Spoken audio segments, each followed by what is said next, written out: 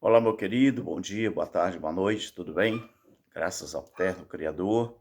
Meus queridos, muito obrigado, tá? Você que está deixando o seu like, porque sem o like, o YouTube, ele não distribui para outras pessoas o conteúdo em que nós estamos fazendo, tá bom?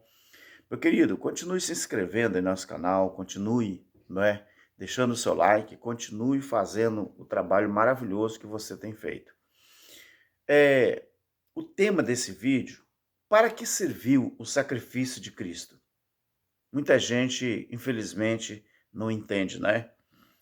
Mas nós queremos abrir a Bíblia aqui, em Hebreus capítulo 10, versículo 11, onde diz assim: todo sacerdote se apresentava dia após dia, ministrando e oferecendo muitas vezes o mesmo sacrifício, que nunca pode tirar pecado.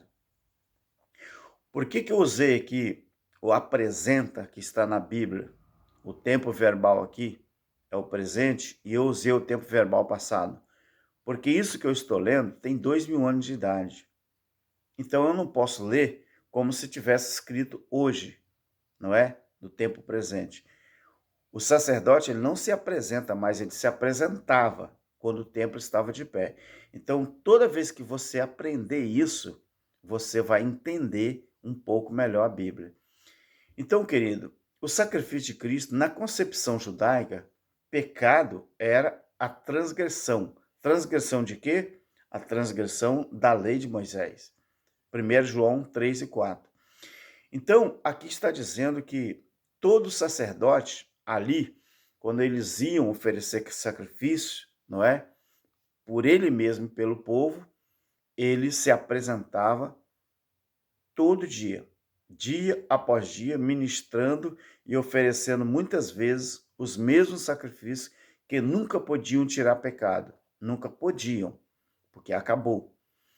Você tem notado que os pastores evangélicos, os pastores líderes religiosos, eles fazem a mesma coisa que a lei de Moisés exigia, mas toda vez que você chega no culto, não é? Qualquer denominação, eles estão sempre ministrando as mesmas coisas, dizendo que você é devedor de Deus, dizendo que você é pecador, dizendo que se você não pagar o seu dízimo, levar a sua oferta, se você não frequentar os cultos, você não é filho de Deus.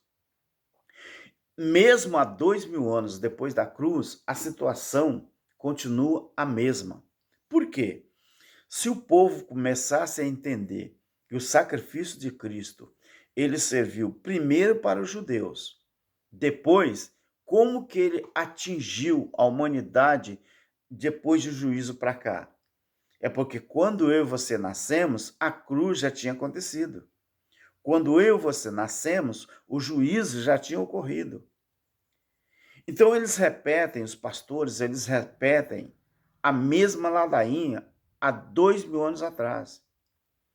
Então, se na concepção judaica pecado era transgressão da lei, então por que na concepção dos crentes, os evangélicos, eles não aprendem de uma vez por toda que o sacrifício que Cristo fez na cruz do Calvário foi para substituir esse trabalho que o sacerdote fazia dia após dia, porém não podia tirar pecado de ninguém. Então, em Romanos, olha o que diz aqui, Romanos, o capítulo 6, o versículo 9 ao 11. Olha o que diz aqui. Pois sabemos que, havendo Cristo ressuscitado dentre os mortos, já não morre. A morte não mais tem domínio sobre ele. Pois quanto a ter morrido, de uma vez morreu para o pecado, mas quanto a viver, vive para Deus. Assim também vós considerai-vos como mortos para o pecado, mas vivos para Deus, em Cristo Jesus, o nosso Senhor. Ou seja, vivos ou mortos para o pecado? Como assim? Como que você entende isso aqui? Como alguém diz que estamos mortos, como que alguém diz, né, que estamos ou temos pecado? Se Paulo já está falando aqui que a morte espiritual aqui era para ser considerado se a pessoa não vivia mais praticando pecado ou se a pessoa não mais vivia sob o poder do pecado. Então ele era morto para o pecado. Então como que alguém que está vivo, literalmente vivo, pode se considerar morto? Você considera morto para uma coisa que você não pratica mais. Se você bebia e não bebe, então você está morto para a bebida. Se você se prostituía, não prostitui mais, você está morto para a prostituição. Então era assim que era encarado. Na concepção judaica, o pecado era a transgressão da lei. Então, se o judeu que se arrependia ia lá no Jordão para ser batizado por João, se ele não quisesse mais praticar transgressão da lei, ele estava morto para o pecado, porque pecado era a transgressão da lei. Então, como era difícil, muito difícil, para o judeu viver isento dessa prática da transgressão, Cristo morreu, se tornou maldito por eles. E aí o que aconteceu? Os judeus ficaram para sempre livres da transgressão da lei que se chamava pecado. Então, quando Paulo disse aos romanos aqui, sabemos que, havendo Cristo ressurgido dentre os mortos, já não morre. A morte não mais tem domínio sobre ele. Pois quanto a ter morrido, de uma vez morreu para o pecado. Mas quanto a viver, vive para Deus. Assim também vocês. Assim, você sabe que é um verbo que na língua portuguesa, ela é uma comparação. Do mesmo jeito, assim, do mesmo jeito, não é? Então, assim também vós considerai-vos como mortos para o pecado. Tá vendo? Mortos para o pecado, por quê? Porque Cristo já tinha morrido na cruz por eles. Considerar mortos para o pecado, mas vivos para Deus em Cristo Jesus, o nosso Senhor. Então é isso que acontecia lá no passado, em que os pastores não dão valor a isso. Por quê? Pecado, para os crentes da atualidade, eles não sabem disso. Mas os líderes religiosos usam isso como moeda de troca para manter os templos cheios de pessoas. E templo cheio, você sabe que é sinônimo de boa arrecadação de dinheiro. Então, quando que você vai colocar na sua cabeça que você nunca foi pecador, que você nunca foi transgressor da lei de Moisés? Você não nasceu subjugado pela lei de Moisés. Quando alguém aqui no Brasil nascia negro antes de 1888, nós vemos que a nossa Constituição é de 1988. A Lei Áurea, 1888.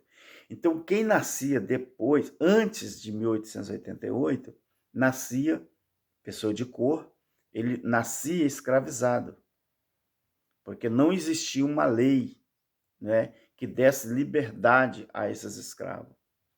Apesar, meu querido, que você talvez não saiba disso, os crentes de hoje em dia estão igual aos escravos do passado. Porque os crentes, ainda muito crente, não entende para que serviu o sacrifício de Cristo. Assim como muitos negros, talvez você nunca percebeu que no Brasil não é feita uma festa em comemoração à Lei Áurea ou em comemoração à liberdade. Por quê?